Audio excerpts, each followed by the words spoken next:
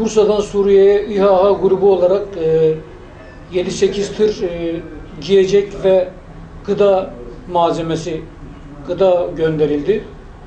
Bunların biz İHA grubu olarak orada dağıtılması, düzenli bir şekilde dağıtılması ve paylaştırılması yapıldı.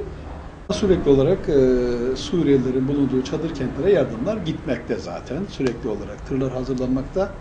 Yiyecek, giyecek yardımları, ayakkabı vesaire yardımları yapılmakta. Oradaki mazlumların daha rahat imkan sağlayabilmek maksadıyla. Biz de bu sefer şifaen orada bulunalım istedik. Oradakilerin yaşadıklarını bizzat yaşayalım istedik. Yaklaşık 7-8 gündür oralardayız. Orada görevimiz işte elimizden gelen her şeyi yapmaya çalıştık.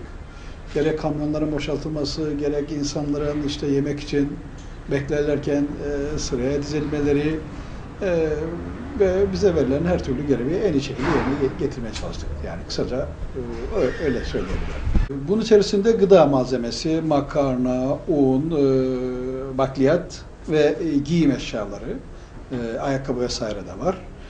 Tamamen bunlar. Yani buradaki zorda kalan, çadırda yaşayan insanların hayatlarını kolaylaştırmaya yarayacak şeyler. Yaklaşık bu tam olarak bilemiyorum ama herhalde bir 5-6 aydan beri bu yardımlar sürekli olarak yapılıyor. Bilhassa vatandaşlardan duyarlı olmalarını istiyoruz. Çünkü ben şunu anladım. Hatta eşimi arayarak dedim, siz lüks içerisinde yaşıyorsunuz. Buradaki ortamı görseniz o zaman halinize çok şükretmeniz gerekir. Şartlar çok zor. Harap olmuş. Her taraf harap olmuş. Ve çok enteresan bir olay objektifime yakalandı. Orada odun gramaj olarak marketlerde tartılan gramlı terazilerle satılıyor. Çok etkilendim. Fırınlar kapalı, tek bir fırın çalışıyor içeride.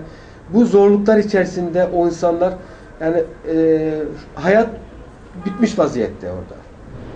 Bizim orada gönüllü olarak o insanlara elimizden geldiğince kargaşa ortamını kaldırıp düzenli bir şekilde, nizami bir şekilde onlara hizmet etmek için gittik elhamdülillah. Rabbim inşallah bizden sonraki insanların da oraya gitmesini nasip eder ve yardımları kesinlikle aksatmayalım. Akşam yattığımızda sıcak, işte kaloriferin derecesi düşüktü, hemen yükseltelim. Bu şeye kapılmamamız gerekiyor. Elhamdülillah orada onların o havasını teneffüs etmek için soba olan bölge olduğu halde biz sobayı yakmadık. Çünkü birebir o insanların hissini, o soğuk ortamı paylaşmak için paylaştık. Elhamdülillah çok iyi geçti. İnşallah Rabbim kabul eder bu yaptıklarımızı. Gönderen kardeşlerimizin hepsinden Allah razı olsun. Rabbim katında da kabul eder inşallah. Herkese Allah razı olsun.